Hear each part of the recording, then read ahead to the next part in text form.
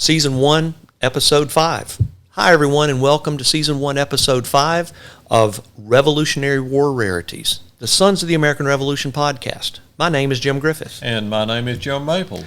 Jim, have you ever been curious about the ages of the revolutionaries, the founding fathers who created this nation, the people they battled? I find this type of thing interesting when I compare their ages to my own life. What was I doing when I was their age? What were the biggest problems that I faced at the same point in my life? Jim Maples, I can assure you that it wasn't declaring independence from the largest empire in the world. It wasn't debating the best form of government or defending the colonies against the most powerful army in the world. It wasn't strategizing military tactics to determine the best way to defend myself. It was more likely related to what I planned to eat for dinner that day. I think you will find the ages of our famous founders to be amazing when you look at what they accomplished. Well, Jim, the ages varied tremendously, but there were some very young, very famous people. Now, before we get to the youngest, let's address some of the older folks.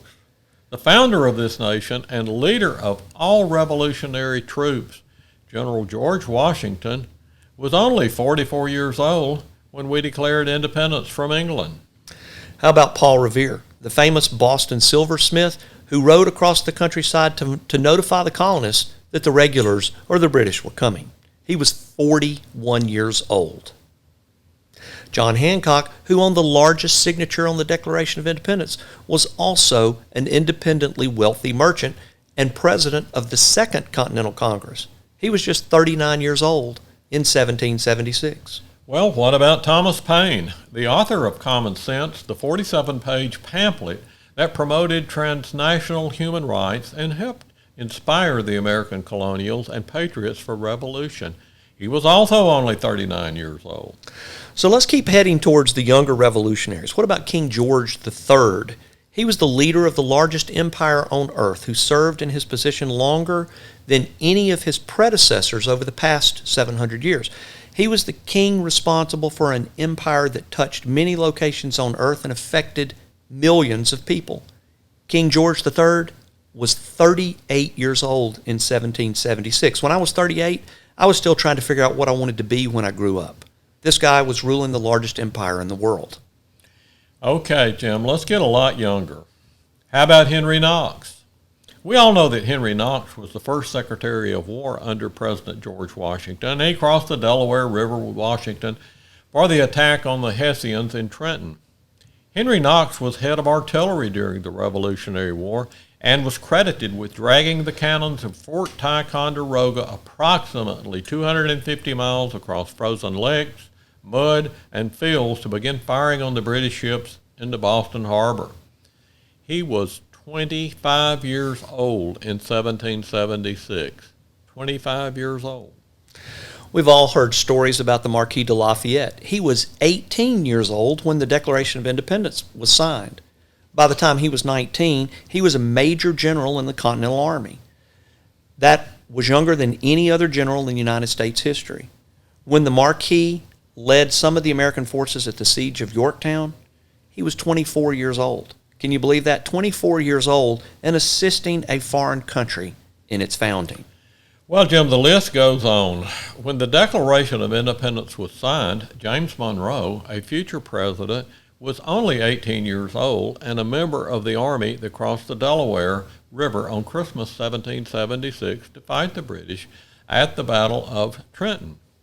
John Trumbull, aide-de-camp to George Washington, and the artist who painted numerous famous portraits, currently hang in the rotunda of the Capitol, he was only 20. The list goes on and on. Deborah Sampson, she was 15. Sybil Ludington, she was 15. The youngest soldier in the Revolution is believed to have been Joseph Plum Martin, and he was also only 15 years old. It's unbelievable. It is safe to say that numerous founding fathers could be referred to as founding youth.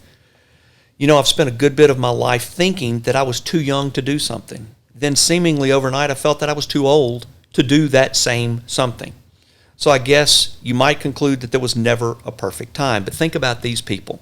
Think about their accomplishments. Thomas Jefferson wrote one of the most important documents in all of history, when he was only 33 years old. That's right. The Declaration of Independence was written by a 33-year-old. Pearl Buck was quoted as saying, "The young do not know enough to be prudent, and therefore they attempt the impossible and achieve it, generation after generation." And from one of my favorites, Benjamin Disraeli, desperation is sometimes as powerful and inspiring as genius. And finally, the secret of success in life is for a man to be ready for his opportunity when it comes. And so it goes. Were the founding fathers, who were frequently founding youth, not prudent and didn't realize that what they were trying to do was impossible? Or were they simply desperate and had no choice but to die or be successful in this revolution? Well, I don't know the answer to that, but I can certainly tell you that the secret of their success in this revolution was that they took the opportunity to fight. They took the opportunity to found this country, and they desperately took every action that they could take in order to defeat the largest army in the world and to create the greatest nation ever. Those young people were just crazy enough to believe in themselves, to believe in their principles, to believe in each other, and even when they were on the edge of defeat many, many times, they took the necessary steps to surprise the enemy and win their freedom. Our ancestors changed the world, and we're the beneficiaries. Thank you to those that we all know about, as well as those countless names that continue to go unrecognized. Thank you for the United States and for ultimately trusting your creation to us. I hope that we prove to be good caretakers and successfully pass this country on to yet another generation with the same love of this country as we have. I'm Jim Griffith. And I'm Jim Maples, and we thank you for joining us today, and please be sure to join us for the next episode of the Revolutionary War Rarities Podcast. It's been a production of the National Society Sons of the American Revolution, www.sar.org.